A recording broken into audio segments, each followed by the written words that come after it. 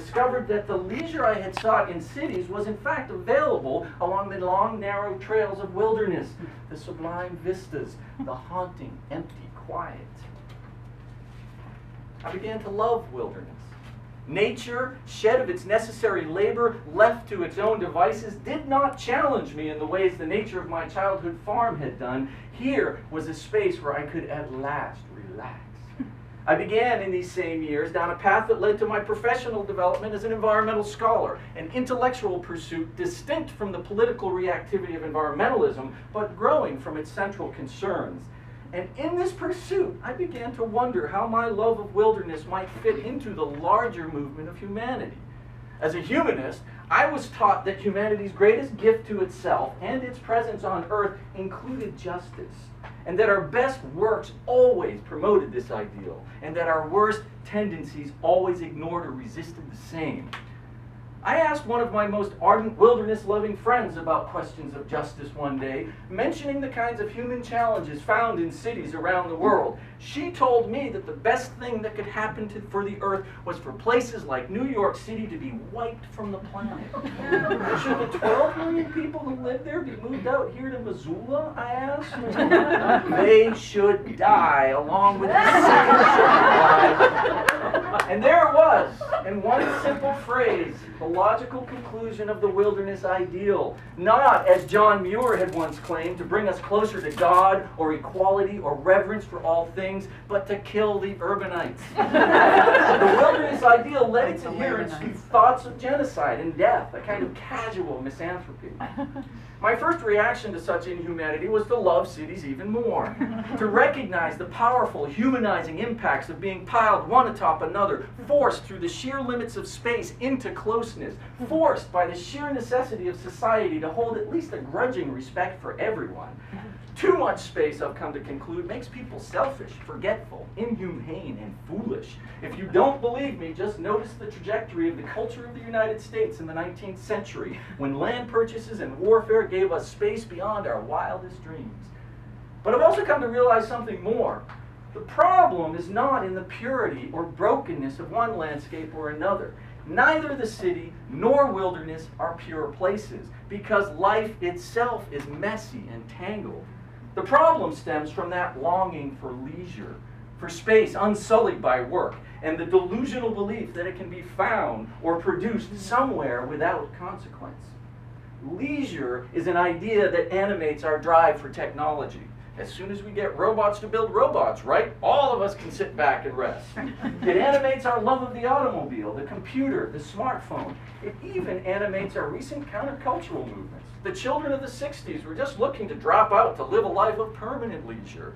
Wilderness fanatics are seeking the same ideal. And curiously, even the permaculture movement in local agriculture desires above all a food production landscape that takes care of itself.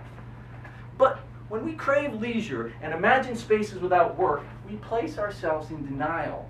We fail to recognize where we live and how we live and what we need to do if we want that greatest human gift of all, justice. Justice for each of us and justice for this wild living other that surrounds and embeds and embodies us. Let's use Boyd Hill as a touchstone. This wild space amidst urbanity is emblematic. Here we stand in an apparent wilderness, in nature. On one side, we have a serpentine golf course development, the capitalist expression of the pastoral ideal, a landscape that hides its work to satisfy leisure. On the other side, we have Lake Maggiore, named in Italian by its creators to evoke the leisurely Italian countryside, a man-made lake created atop an estuary by damming its outlets. And let's think about how much effort and energy are enlisted to keep the nature aesthetic alive in this place.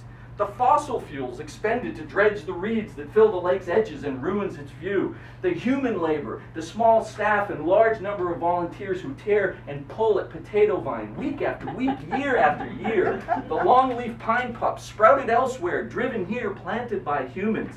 The Garlon 4, an herbicide used to spray Brazilian pepper and other invasive plants that would sully this nature if given the chance. So much energy, so much work.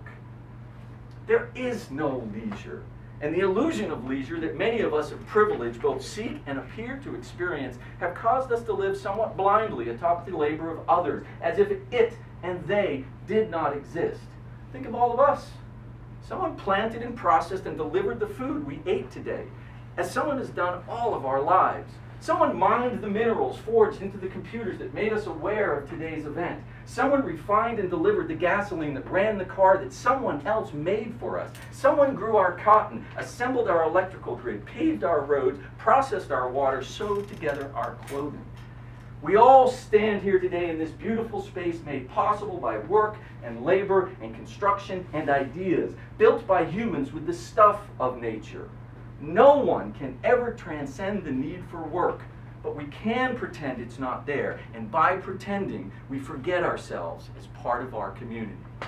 In a 2-mile radius from here, there exists a human crisis of national significance. More boys do not finish school than in all but 10 other places in the nation. More diet-related diseases, diabetes, obesity, infant death than in all but 10 other cities.